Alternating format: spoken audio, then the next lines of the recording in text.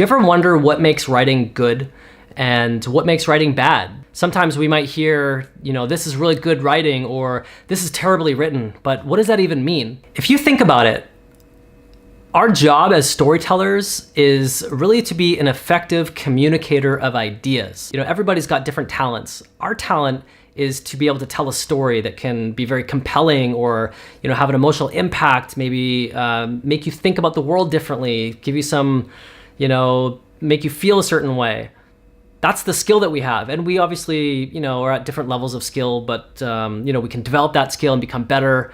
My point is that the gift that we have is, we maybe have an overactive imagination and we're good with our language and we can tell a story.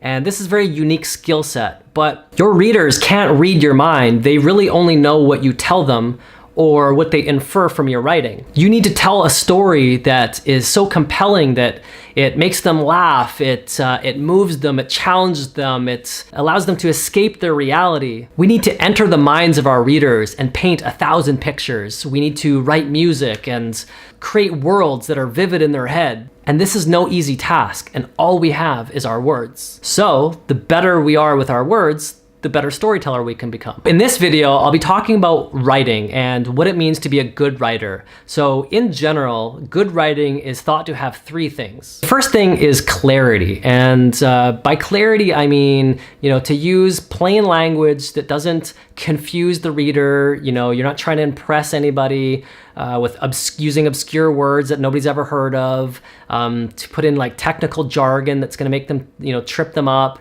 You also need to provide proper context. So, this is something that I see sometimes in new writers. There's not enough information to ground the reader in the scene. So, for example, there might be just 2 random people talking about something, and it's not clear, who these people are, what relevance this has to the plot, what location they're in.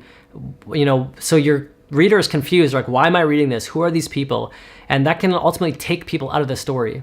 Word choice is really important as well, and it has a lot to do with clarity. So you want to pick the appropriate word for the scene or to convey the idea. So you don't want to use colloquial terms that might be only understood regionally. You don't want to use obscure or vague words that could be interpreted, have different meanings. Having your ideas connected and being organized in a very logical structure can make a big difference. One sentence should naturally flow into the next, and one paragraph should naturally flow into the next, and one chapter, and so on. Having non sequiturs, which is a Latin term that basically means it doesn't follow from anything. It's just kind of out of the blue, or it's jarring, or it's random. Okay, so the next thing that your writing needs to have in order for it to be considered good is conciseness. Now, this is a very difficult thing to achieve. There's a quote that I love by Blaise Pascal that's, I think he was writing a letter to his sister where she said, "I'm sorry that I wrote you such a long letter. I didn't have time to write a shorter one." And so, the notion there is that it's very difficult and time consuming to write concisely, and it's very amateurish to write very verbosely.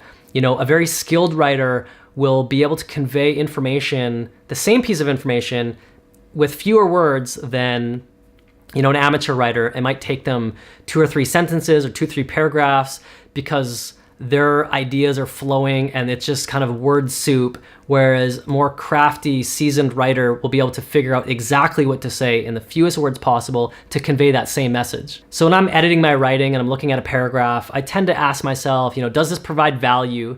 If I take this out, will any important details of the plot be lost?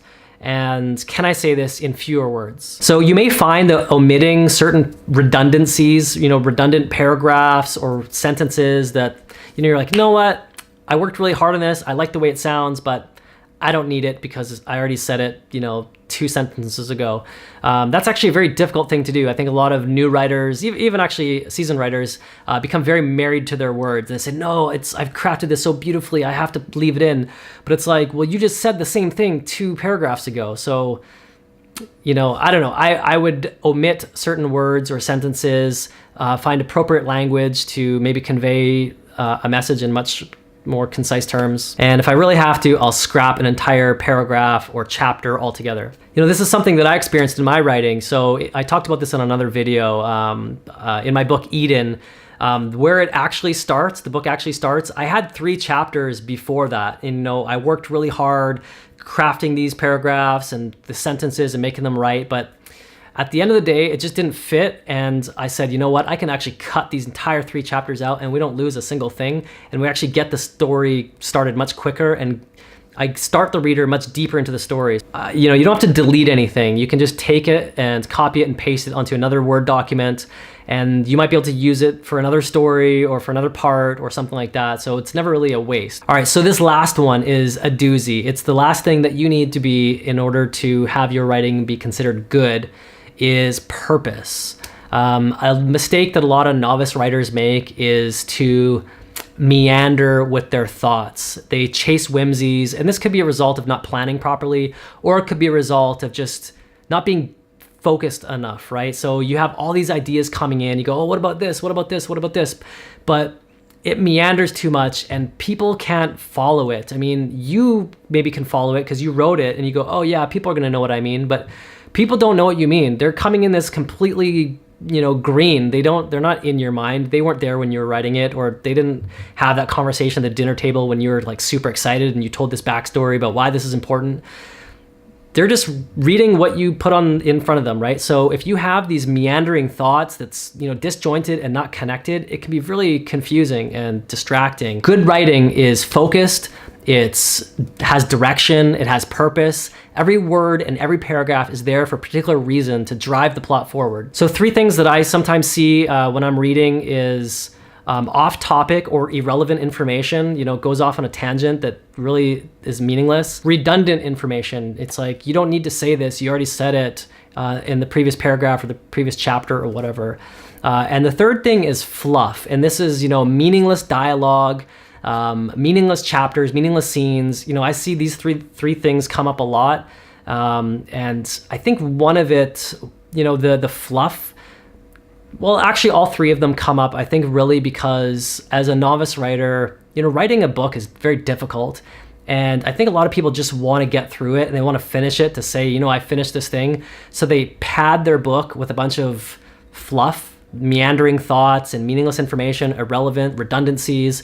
And they go, look, I did it. I finished a book. And then the second mistake, which is not really relevant to this topic, is that they don't have patience. So they rush to market and they publish it like their first draft. Like they maybe have gone through it once, but anyway, I'm off topic. Point is, look for those things in your writing and try to avoid them. Okay, so there it is. Those are some of my ideas on what it means to be a good writer and what it means to have good writing. If you liked the video, please hit the like button. If you want to see more videos like this where I talk about writing, please subscribe to my channel, and I will see you next time.